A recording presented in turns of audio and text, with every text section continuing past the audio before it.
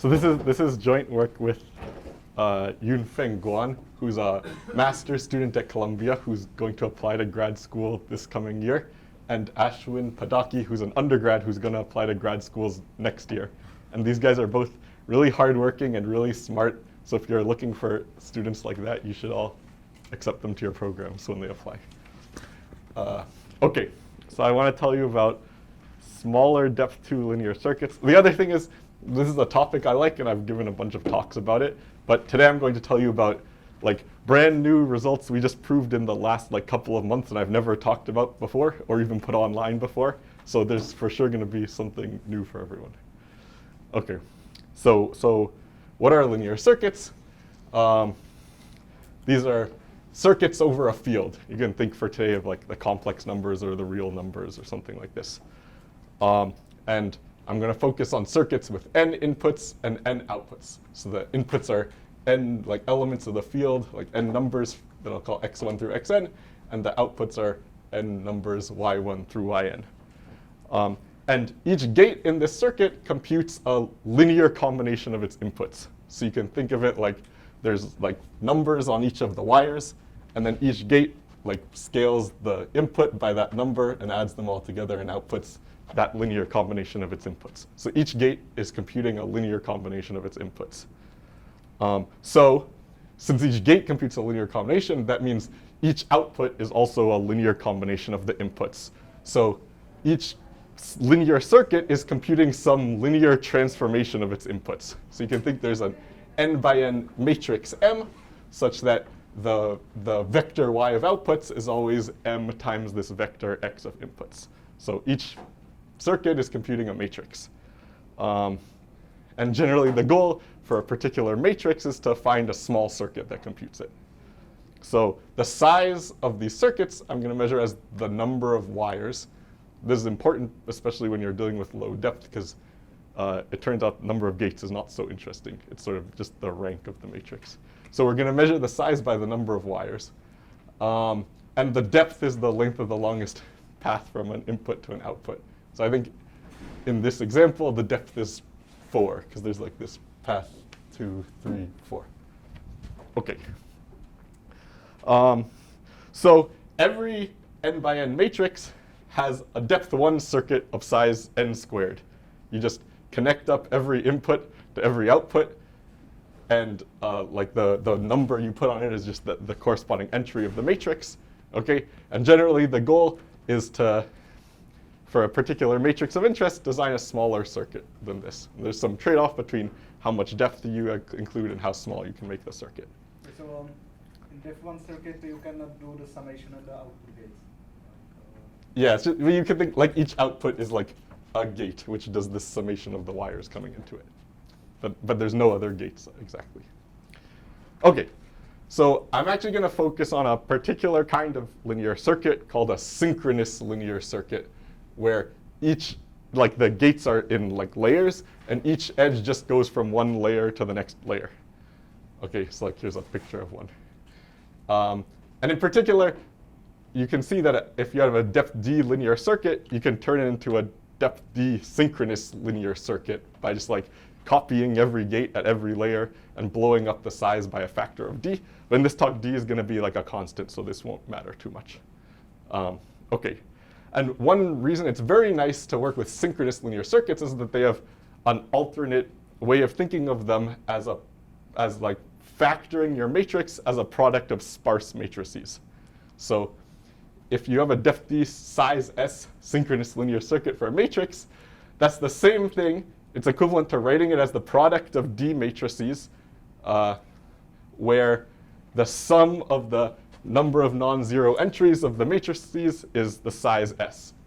So it's just like A sub d is the matrix corresponding to the transform that takes the inputs and maps them to the gates at the next layer, and then A sub d minus 1 maps them to the next layer, and so on, up to A1. The number of non-zero entries of the matrices is the number of wires. These don't have to be square matrices necessarily. They just like you just have to be allowed to do all these products. Like actually the inner dimensions are going to be like the number of gates at each inner layer of the circuit. Okay, so equivalently, the kind of question we're asking is like when given a particular matrix, when can we factor it as a product of sparse matrices? Okay, so I want to focus in this talk on, let's say, my two favorite families of matrices. And hopefully, by the end of this talk, they'll also be your favorite families of matrices. Okay, so the first one is the Walsh-Hadamard transform, which is recursively defined like this. So it's the nth Walsh-Hadamard transform is a 2 to the n by 2 to the n matrix of -1s and 1s. And the 0th one is just a single one. And then each one is 4 copies of the previous one, but where you negate the bottom right copy of it. This is the Walsh-Hadamard transform. And the other one is, I'll call it the disjointness matrix. One of you might know if it has a different name than this. But this is a 0, 1 matrix that's 2 to the n by 2 to the n. And it's also defined recursively. The first one's 1. And each one after that is 3 copies of the previous one, and 0 is in the bottom right corner.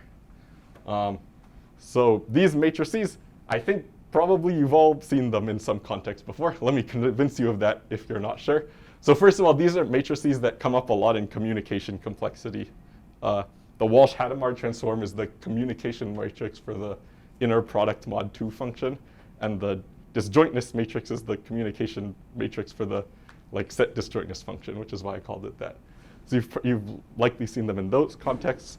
The actual transform, like taking these matrix times a vector and computing that, is something that comes up a lot when dealing with polynomials in many variables. So if you have an n-variable multilinear polynomial, so it has 2 to the n coefficients, and if you make the vector v of those coefficients, then the Hadamard transform times v is the same thing as evaluating the polynomial on all the points in -1, 1 to the n. And similarly, the disjointness matrix evaluates on all the points in 0, 1 to the n. So if you've dealt with Fourier analysis of the Boolean hypercube, the Hadamard transform is the Fourier transform that you're dealing with. Okay, and they come up in a lot of other situations. People tell me the Hadamard transform is like a basic gate in quantum computation, for example. So you've probably seen them before. And I want to tell you in this talk about designing smaller circuits for them. Okay, but first I want to introduce one piece of notation that will make it easier to work with them, which is the Kronecker product. So here it is. If you have two matrices, x and y, where x is an A by B matrix and y is a C by D matrix, then their Kronecker product is a AC by BD matrix, whose entries are given like this. So for each pair of an entry of x and an entry of y, there's an entry of the Kronecker product whose value is the product of those values. And there's the rows of the Kronecker product correspond to pairs of rows of the two matrices, and the columns correspond to pairs of columns. So here's an example. This is the Kronecker product of two different 2 by 2 matrices. So their product is a 4 by 4 matrix. And you can see for each pair of an entry of one of them and an entry of the other, there's an entry in the product whose value is the product of those two entries. Okay. If you haven't seen this, but you've heard of tensor product before, this is just like tensor product of matrices, but you think of the result as a matrix instead of an order 4 tensor or something. Okay. And Kronecker product is really nice because we can equivalently define these matrices in terms of Kronecker powers of a fixed matrix. So the nth Walsh-Hadamard transform is just the nth Kronecker power of this 2 by 2 matrix, by which I mean the Kronecker product of n copies of it. And similarly, the disjointness matrix is the nth Kronecker power of the 1, 1, 1, 0 matrix. Okay, and we're going to use this notation a lot. Can I ask you to go back to the Kronecker product? Yeah. Oh, yeah. Good. So I Okay. don't think I understand it, but It's just okay. It's just so in the result matrix, there's 4 copies of this first matrix, but then we rescaled each one by one of the numbers in the second matrix. So here we have 1 times the first matrix. Here we have a third times the first matrix because there's a third there, and so on. Sorry. Yeah, it's just a way to turn 2 matrices into a bigger matrix. Okay. Okay, so today I'm going to focus on designing depth 2 circuits for these matrices. Why is that? Well, one wishy-washy answer is like maybe depth 2 circuits sort of correspond more to data structures, which are like the topic of this workshop. Okay, but there's another thing, which is you can generically transform lower depth circuits for Kronecker powers into smaller, higher depth circuits for Kronecker powers via this theorem. So for example, for the Hadamard transform, if it has a depth 2 synchronous circuit of size n to the 1, here I'm using capital N for like the side length of the matrix. So like capital N to the 1 plus c for some constant c. Then for any d, it has a depth d circuit of size d times n to the 1 plus 2c over d, like that. So if you have a depth 2 circuit, you can turn into a depth 3 or 4 or log n or whatever you want circuit. And in particular, all the constructions that I know about for bigger depth for both of these families of matrices, you can get to them by making a depth 2 circuit and then applying this theorem to them. So so this works like without loss of generality for the techniques that I know about for designing these kinds of circuits. What do you mean by get to them? As in like just the upper bound, or? Yeah, okay. like for every construction I know of for other depths, I can get that same construction by like properly constructing a depth 2 circuit and applying this theorem, and it gives the same, not only the same like, the same bound, but basically even the same circuit. Yeah. So like for example, if you set d to be log n in this theorem, and c to be any constant you want, you recover the n log n size circuit for the Walsh-Hadamard transform, which is sometimes called the fast Walsh-Hadamard transform. If you're familiar with like fast Fourier transform algorithms, this is a lot like those also. It's just some like simple recursive way to compute it. I'll show you more details soon, actually. Okay, so I'm going to focus today on depth 2 circuits. So here's what's known about depth 2 circuits for them. Sorry, Oh, yeah. So what is the starting building block? What's the depth 2 circuit for Walsh-Hadamard that leads to FFT? You can start with the like Just at any depth 2 circuit you want. Just make like a trivial one, and then apply this theorem to it, and you get O of n log n. Yeah. This theorem is for linear circuits. This is for linear circuits, and it's specifically for matrices which are Kronecker powers of a fixed matrix. Yep. Okay. Sorry, any more questions?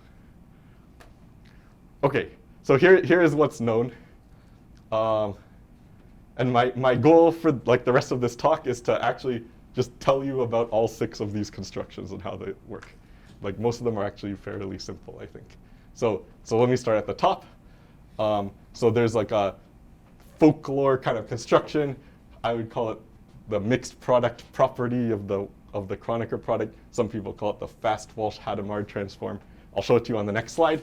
That shows that actually for any matrix which is a Kronecker power of a fixed matrix, you can get a circuit of size n to the 1.5.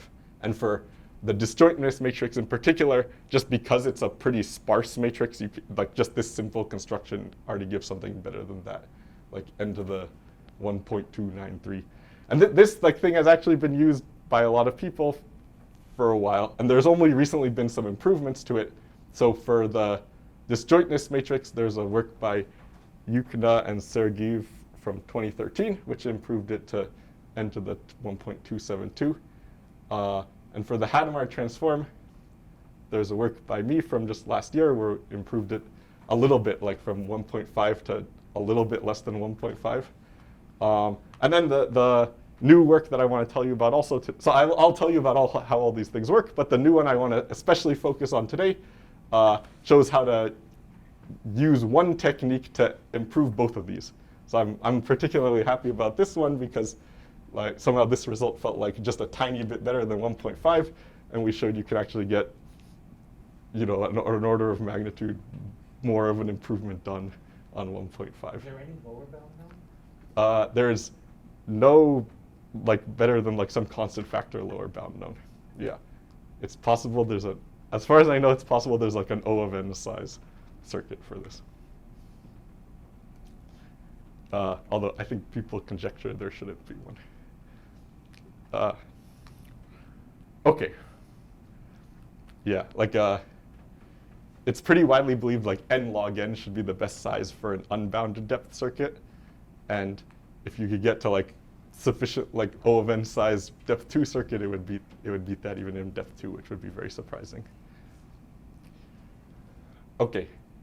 So let me start by telling you about how this like folklore result works, and then I'll tell you about the 2 for the Hadamard transform and then the 2 for the disjointness matrix. So this one uses this nice property of the Kronecker product called the mixed product property, which says this. So if A, B, C, D are 4 matrices such that like the products I've written here have the correct dimensions to work out, then the Kronecker product of A and B times the Kronecker product of C and D is equal to the regular product of A and C, Kronecker product, the regular product of B and D. This is like, yeah, so this is, on one hand, a super useful fact we're going to use a bunch in this talk. And on the other hand, it's not like a very deep fact. Like the proof of this is just you write the definitions of both sides and notice that they're equal to each other. Okay, but let me show you how just this fact is enough to already get the n to the 1.5 size circuit. Okay, so here's how you do what some people call the fast Walsh-Hadamard transform. So here's the idea. So remember, our goal is to write the Hadamard transform as the product of 2 sparse matrices. So we're going to, toward the goal of using this, we're going to write Hn as the Kronecker product of 2 copies of Hn over 2. And then we can write each of them as Hn, oh, let me put that there. Just itself times an identity matrix. So multiplying by an identity matrix doesn't change anything. So we can add 2 of them to this 3rd line. And then the 4th line, we apply the mixed product property to show that it's the regular product of 2 matrices, which are Kronecker products of a Hadamard matrix and the identity matrix. Okay? So this is a depth 2 circuit for Hn, because it's the product of 2 matrices. So we have to count how many non-zero entries are in each of these parts. And it's very simple. Like, one thing you can observe is just because entries of the Kronecker product are products of the entries, that means the number of non-zero entries in a Kronecker product will be the product of the number of non-zero entries. So the number of non-zero entries in this guy will be the number of non-zero in the Hadamard transform times the number of non-zero in the identity. These are both square root of n by square root of n matrices, so it'll be n times square root of n, which is n to the 1.5. So this gives a circuit, and you can say the exact same thing for the second one. So this gives a circuit of size n to the 1.5 for the Walsh-Hadamard transform. And you can say the exact same thing for the disjointness matrix. The one like nice trick is that now the number of non-zero entries for the root n by root n disjointness matrix is just like root n to the log base 2 of 3, because like even though the n by n disjointness matrix, the nth disjointness matrix, it has 4 to the n entries, but it only has 3 to the n non-zero entries. So it's on its own, it's already a fair bit sparser. Okay, any questions about that? Okay, great. And let me like remark one nice corollary of the mixed product property that we're going to use a bunch, which is that if a matrix is the product, like if M is x times y, then the nth power, Kronecker power of the matrix is also the nth power of x times the nth power of y. So you can see this for n equals 2 by plugging in like A and B to be x and C and D to be y in this thing. And then you can see it for bigger n by induction. This is going to end up being a useful property that we'll use. So what does this circuit look like then? I mean, you take the matrix, chop it into blocks of size root n by root n, and then you just compute it for each one. And yeah, exactly. So the first matrix is, it's like a block diagonal matrix where you have lots of root n by root n Hadamard matrices. And the second one is also that, it's just like the entries, the rows and columns are permuted because you did the things in the opposite order. So both of them look like you're applying small Hadamard transforms to root n size blocks of the input vector. And if you recurse this approach for a lot of different things, you get FFT, right? Exactly. Yeah. If you keep doing this, you get the FFT or whatever, like log n layers where you're doing lots of 2 by 2 Hadamard transforms. Is this how FFT is actually computed, like Walsh-Hadamard? Yeah, yeah. This is how fast Walsh-Hadamard is actually computed. Yeah, exactly. Fast Fourier like Cooley-Tukey FFT is like a little bit more complicated than this. This is like a simple version of it.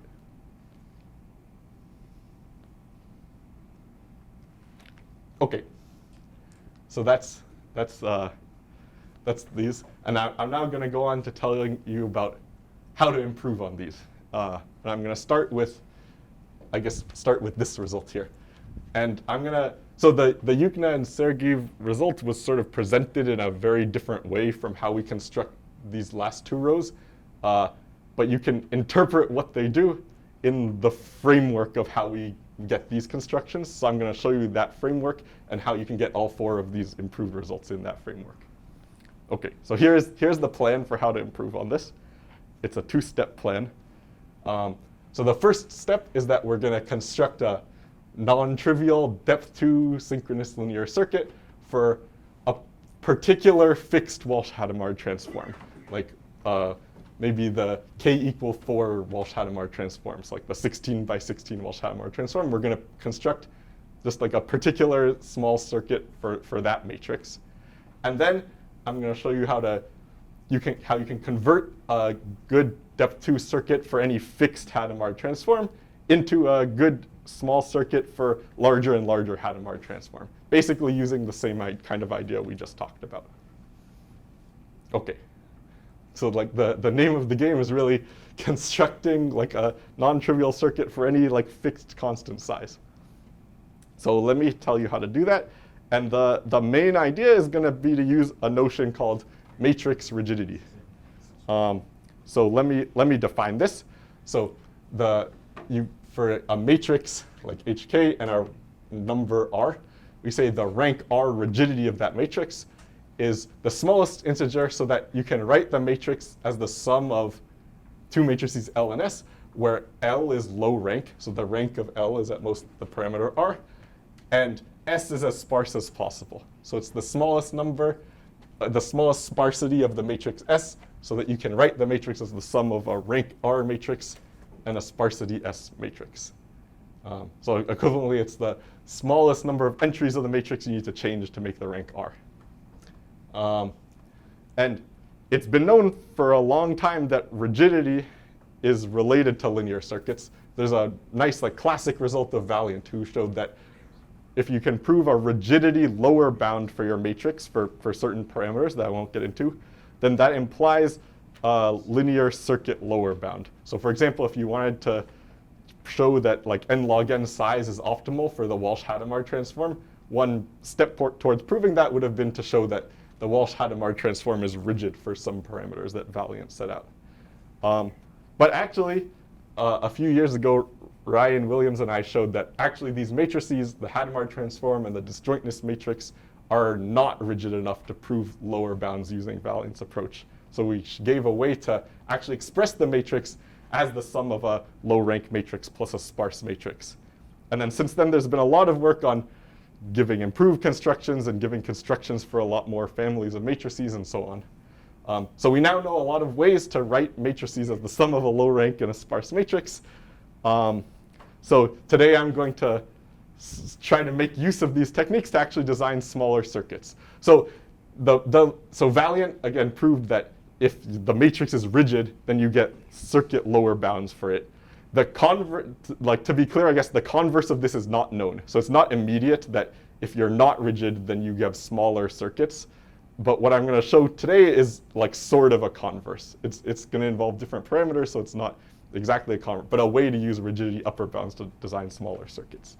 And in fact, I'm going to focus on a parameter regime that people before hadn't really focused on, which is the rank 1 rigidity of the matrix. So I'm going to focus on how many entries of the Hadamard transform do you have to change to make its rank 1. Okay, so let me tell you about that now. And then I'll show you how to actually turn it into a circuit. So, and I remember my goal is to just focus on particular fixed matrices. So I'm going to tell you now about the rank 1 rigidity of particular fixed matrices. Okay, so let's start with the, yes? This is like trying to save on the products, like, the Yeah, it's very similar to that. Yeah, so just like these matrices are Kronecker powers of a fixed matrix, the matrix multiplication tensor can also be defined as Kronecker powers of a fixed tensor. So like a lot of this approach was exactly inspired by like the Strawson approach to making matrix multi-algorithms. Yeah, it's very similar, exactly. Okay, so let me show you that the rank 1 rigidity of the 4x4 Hadamard transform is 4. So here's my proof. So here on the left is the 4x4 Walsh-Hadamard transform. And on the right, I drew a rank 1 matrix. You can see that every row after the first is just the negative of the first row. So it's a rank 1 matrix. And you can count that they differ in 4 entries. I think 1, 2, 3, 4. So that shows that the rank 1 rigidity is at most 4. There's a simple way to see it's exactly 4, which is that it's like a lower bound here, which is that if you take the matrix and you like partition it up into like 2x2 block matrices, so there's 4 different 2x2 matrices, and you can check that they're each rank 2, like they're full rank 2x2 matrices. So if you wanted to make the whole rank 1, you have to change at least 1 entry in each of these 2x2 blocks. So you have to change 4 entries. So this is tight. You can't do better than this. Okay. It turns out this is not going to be enough for what we're going to do later, so we'll need a little bit more. So I'm going to tell you about the rank 1 rigidity of the 16x16 Hadamard transform is 96. This matrix has 256 entries, so 96 is like less than 40% of its entries. So it's pretty. Did you use the write a computer program to search for this? I did. But it turns out, so yeah, the first time I wrote this paper, I literally like put some 16x16. But I later realized there's actually a very simple construction that achieves the 96. So let me show you that. So we're just gonna, so H4, it's equal to the Kronecker product of 2 copies of H2. So we're gonna say it's approximately equal to the Kronecker product of 2 copies of the rank 1 matrix L from over here. So L as rank 1. One thing you can check is that its Kronecker product with itself also has rank 1. More generally, the rank of a Kronecker product is the product of the ranks. Okay, so L Kronecker L is a rank 1 matrix. And let's count how many entries it's wrong on. So I remember, just by definition, entries of the Kronecker product of 2 copies of L correspond to pairs of entries of L. And they'll correctly compute like the entry of H4 if either both those entries of L were correctly computing the entry of H2, or if both of them were wrong. Because if both of them were wrong, like we know they're both off by a factor of -1. So when the -1s are going to cancel out. So the number of entries where it's correct is the number where the previous one was correct squared plus the number where it was wrong squared, which is 160. And so the number where it's incorrect is 96. Okay, so it's actually a nice, I think there's a nice constructor that achieves this. The only proof I have that this is optimal is like some big brute force computer search. So it's a bit unfortunate because I think one possible way to improve this whole thing would be to understand better what's going on for bigger and bigger Hadamard transforms. And I still don't really understand it beyond being able to do some small computer searches. But this is the main, like, somehow this is the non-trivial identity that we're going to make use of going forward. Okay, so let me show you now what the actual circuit construction using this is.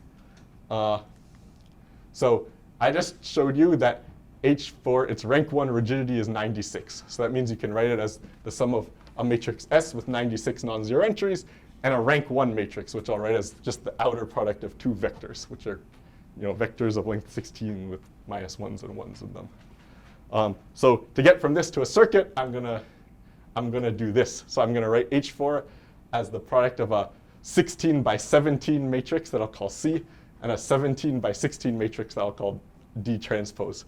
By just like, so C is just S and then the vector U stuck on it, and D is like the identity matrix, but then the vector V transpose stuck on the bottom of it.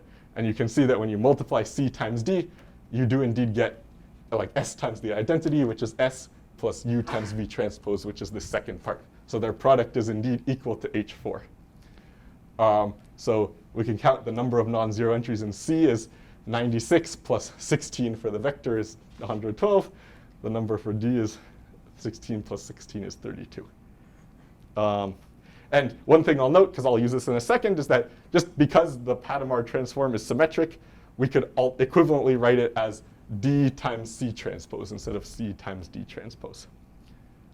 Okay, so this is a depth 2 circuit for H4. So let me show you now how to convert it into a general circuit for Hn for any n. Okay, so here we wrote H4 is C times D transpose, and I'm going to use that corollary of the mixed product property that I told you about before. So Hn we can write as H4 to the Kronecker power n over 4. And so by the mixed product property, that's equal to C to the Kronecker power n over 4 times D to the Kronecker power n over 4. So we immediately get a circuit for Hn for all n using this.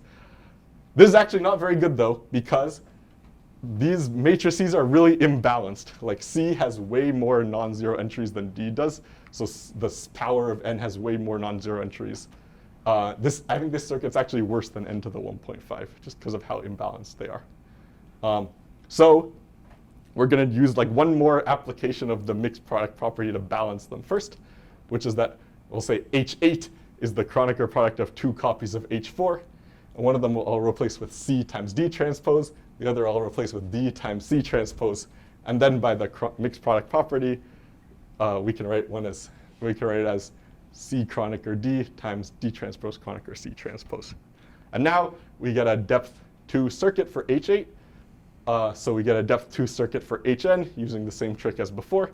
And we compute its size is number of non-zero in C times number of non-zero in D to the n over 8, which is capital N to the 1.48, where 1.48 came by plugging some numbers into a calculator. Okay. So this was, I think, the first like non-trivial circuit that beat the fast Walsh-Hadamard transform for depth 2. And there's sort of steps, like, numbers that seemingly come out of nowhere and work out at the end. And honestly, some of these numbers are still a mystery to me. So if you could help me to like understand at a deeper level what's happening here, I would appreciate it. Yeah. No, you could use other ranks. The main issue is it's like way harder, for example, write a computer program to figure out like higher ranks. I think like for small matrices, I can show that like rank 2 and rank 3 aren't going to help. But actually, I have like some very different constructions that I'll show you later where like way higher rank rigidity constructions and way bigger matrices can be used. So it's not just that like rank 1 seems to be the best, but just it's the best numbers I managed to get were using rank 1. Okay, so that's this construction here from just last year, and let me tell you now about how we improved it with Ashwin and Yunfeng. So, and I want to say before I get into this, I think what I'm about to tell you, at least to me, was very surprising. So after I made this first construction, I really thought the way to improve this is going to be to get a better fixed construction for some small matrix. Like we have to use different rigidity or understand what's going on better with rigidity or something like this. Like the part where you then take that and turn it into a circuit for all sizes of matrices, it's like seems very simple and like how could you do something better than just like apply the mixed product property once and you're done. But actually the way we get in this improvement is to use the same rigidity upper bounds and to improve the mixed product property for turning it into a small circuit for bigger sizes. So I was like, this is an approach I didn't even think about trying for a while. So let me show it to you now. So the idea is to focus on the balancing step, actually. So remember, we wrote H4 as the product of C times D, where C had a lot more non-zero entries than D did. And what we did before was we looked at H8 and we used mixed product property to like balance these two out. But I'm going to do something better than that now. So let me, like just for some notation, let me let C sub j for j between 1 and 17 be the columns of the matrix C, and D sub j be the rows of D transpose, the columns of D, okay? So we can equivalently think of C times D as just the sum over all the j's of Cj times Dj transpose. So I'm just breaking them up into the rows, and we're sort of going to like balance the circuit in a more fine-grained way by dealing separately with each of these rows instead of dealing with them all together. So what I'm going to do is use this as a base case to recursively build up a representation of Hn as the sum of 17 to the n over 4 products of a vector times a vector transpose. Okay? So here's how we're going to do it. Okay. So to get a circuit for Hn plus 4, we're going to start with our circuit for Hn and Kronecker it with H4. So here's, by induction or recursion or whatever, our circuit for Hn. We're going to Kronecker it with H4. And by like the fact that sum and Kronecker product associate with each other, we could also write it like this. So I can put the Kronecker product inside the sum. And then the trick is we're not, so before what we did was we picked like one particular way to write H4 as C times D and replaced it H4 with that expression in all 17 to the n over 4 summands here. But what we're going to do instead is pick different representations of H4 depending on what U and V look like. So what we're going to do is for each of the J's, we're going to see if U or V is sparser. And if U is sparser, so number of non-zeros is U is smaller, then we're going to replace that copy of H4 with like C times D. And if V is sparser, we're instead going to replace that copy of H4 with D times C. So we're going to do something different for each of the U times V's depending on how sparse each of the two of them are. So this, before we just alternated, like we always did this at even steps and this at odd steps, but now this is a more clever way to balance the things out. So let me analyze this, and I want to remind you, I guess, of one property of our construction. So let me go back. Here's the previous slide where I showed how we found these matrices C and D. And one nice thing you can observe, sorry, I'm going to go back to this side. One nice thing you can observe is that for every J, all 17 of them, Cj has at least as many non-zero entries as Dj does. So like if J is like 1, so you're looking at U and V, they both have 16 non-zero entries. And if J is anything else, then D sub J is a row of the identity matrix, so it has 1 non-zero entry. Whereas C sub J is a column of this part, and it has, I think they all have, I forget the number, something more than 1 non-zero entries. So in fact, one property of our construction is that C sub J always has at least as many non-zero entries as D sub J does for every single J. So we're gonna use this. So one consequence of that property is that throughout this process, so every step where we Kronecker product with another copy of H4, we're always going to have that U sub J and V sub J for every J have within a constant factor of each other number of non-zero entries. This is just because we pick whichever one has more non-zero entries, and we Kronecker product with something where we're always making like the sparser side equally or more dense than we're making the less sparse side. So every time we do one of these steps, because we're choosing the appropriate expression to replace H4 with, we're never making any of the pairs more imbalanced. We're always either leaving it equally imbalanced or making it less imbalanced. This is a nice consequence of the fact that like C sub J always has at least as many non-zero entries as D sub J does. Okay, so in fact, by doing this procedure, like our U sub J and V sub J vectors are always going to be very balanced within a constant factor in terms of how many non-zero entries they have. Yeah. Does the choice of U and V matter here? Yeah, yeah, we'll see soon if they're, oh, the choice of U and V. Yeah, like it's like if you choose a different U and you get a different S, right? In terms of the sparsity. Oh, in terms of the, sorry, there's two different things called U and V. Yeah, so if they were not both like dense, then yeah, it could make a difference. In this case, like for the specific identity we're using, they're both just have 16 non-zero entries. So it's, yeah, in general, it could matter. Yeah, I'll show you soon how to deal with that. Okay, so they're always quite balanced. So here's how we're going to now analyze the size of this circuit. So it's just going to be the sum for each j of the number of non-zero entries in uj plus the number of non-zero entries in vj. And using this property, we're going to replace the sum with the geometric mean. So just like because they're within a constant factor of each other, the geometric mean is within a constant factor of the average or the sum. So up to some constant factor, we can replace the sum with the geometric mean, and that's fine. Okay, but then the sum of the geometric means is actually exactly equal to the sum of the geometric means for the CJs and DJs to the power of n over 4.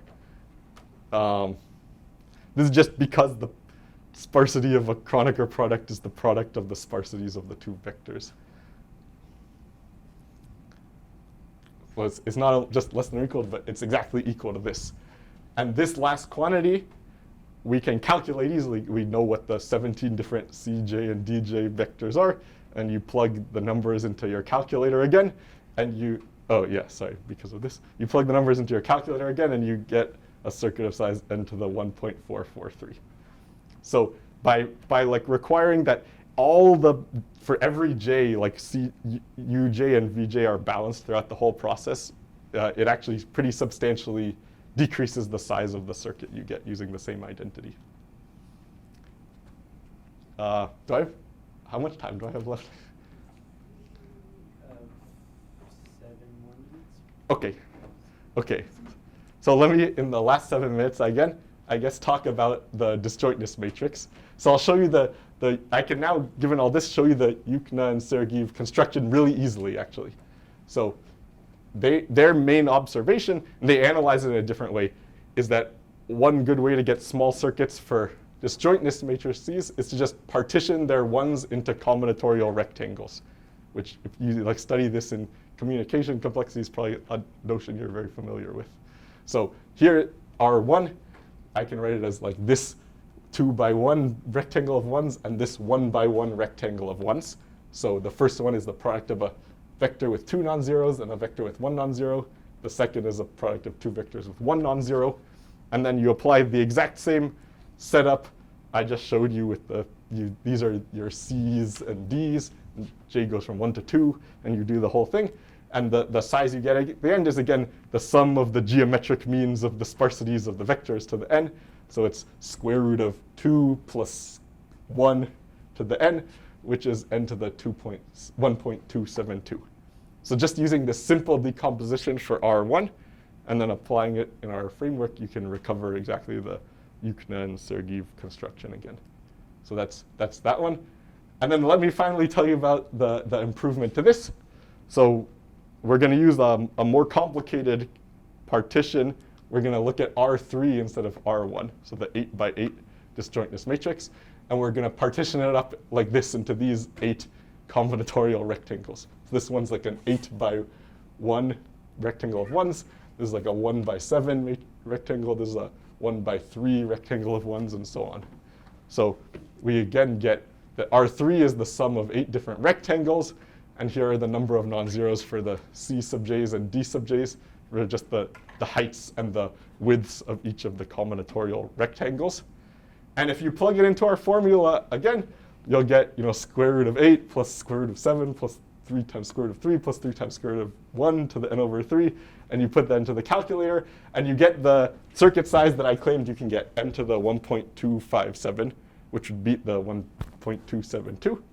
The problem is that using this partitioning, like using this decomposition, with the approach I told you about, doesn't exactly work out correctly.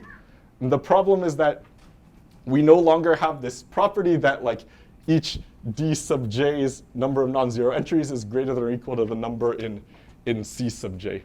So if you remember, this is the same slide as before. We like critically add this property that throughout the whole process, U sub j and V sub j are going to have roughly the same number of non-zero entries. But once we no longer have the property that like C sub j always has more non-zero than V sub j, this isn't going to be true anymore. And so like because we don't have this like very first inequality isn't true anymore, And like when you try to do this, it's actually very not true. Like this bound is that you would try to get is actually not true anymore using the construction. It's not just like the analysis doesn't work, but it's actually not true. Like the circuit's bigger than that. Yeah, okay. So I'm actually going, we'll have to modify the approach a little bit to deal with the fact that some of them are more weighted toward the C's and some of them are more weighted toward the D's. So here is the idea. We're going to use two different decompositions of R3. So one of them is the one that I just showed you, the nice one into these different rectangles. The second one is going to be just the trivial decomposition. I'm going to write R3 as R3 times the identity matrix. So this trivial decomposition is worse in terms of like the parameters it would give if you plug it into the formula. But it's good because it's imbalanced in the way that we want. Like each column of R3 has more non-zero entries than the corresponding row of the identity matrix. Okay, so it'll turn out that the fact that it has worse parameters won't matter too much. So what we're going to do is the same approach as before. So we'll recursively build up Rn plus 3 in terms of Rn and Kronecker in a new copy of R3.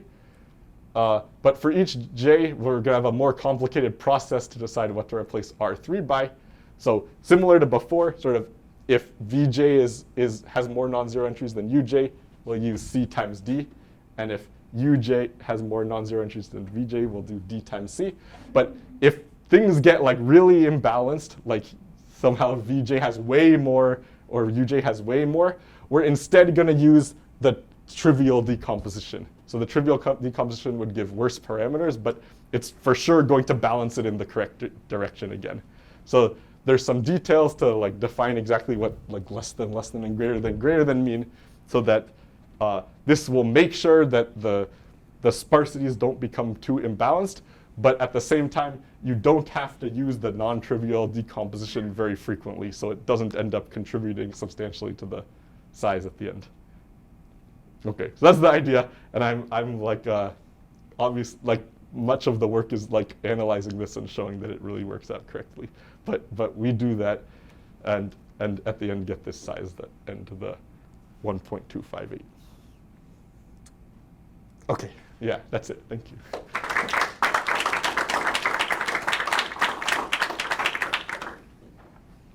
More questions to Josh? Are there any other matrices you care about? Yeah, maybe my third favorite matrix is the discrete Fourier transform matrix, but that one I don't know how to make smaller depth 2 circuits yet. But I should mention, this approach ends up working for any Kronecker power of any fixed size matrix.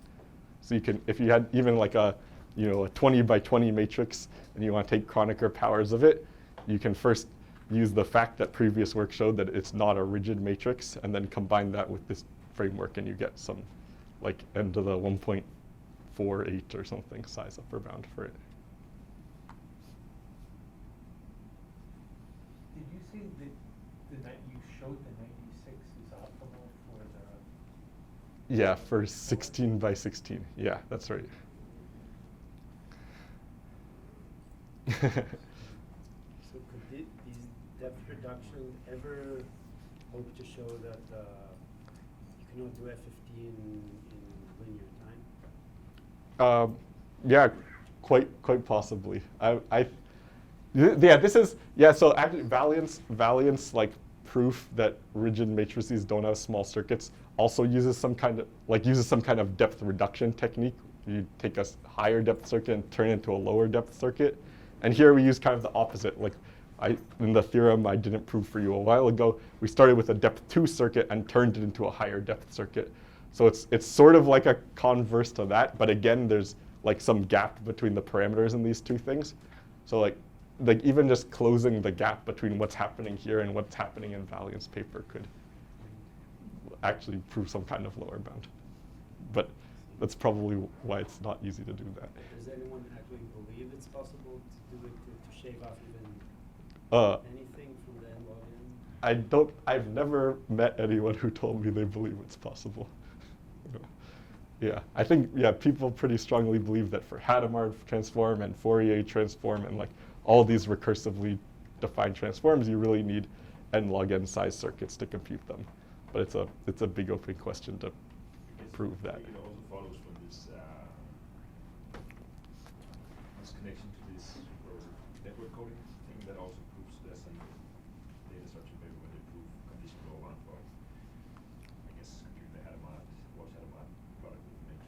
Yeah, Oh, so assuming network coding. yeah, you get a is- log n like constant degree circuit. Oh, really? So out regardless of the depth. Oh, that was for integer multiplication or something.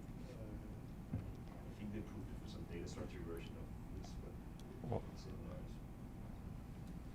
Is there a notion of, like a general definition of Kronecker product type matrices?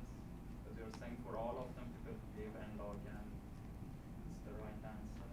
Yeah, yeah, you could look at like the nth Hadamard transform is like the Kronecker product of n different 2x2 matrices. You can instead look at like the Kronecker product of any n different 2x2 matrices you want, and like They can change or they're the same? yeah, they could change even, and like Can the you use a counting argument to prove that at least one of them requires omega something circuit? no, I don't think so. I've tried quite a bit and not succeeded, so I don't know. Okay. There's some connections, like actually one thing I proved in this paper is that if you prove there exists a matrix like that requires superlinear size, let's say unbounded depth circuits, it would imply the same lower bound unconditionally for matrix multiplication. So if you prove there exists like Kronecker products that require superlinear size, it would require n by n matrix multiplication unconditionally requires bigger than n squared size circuits. So it's probably not easy to do that.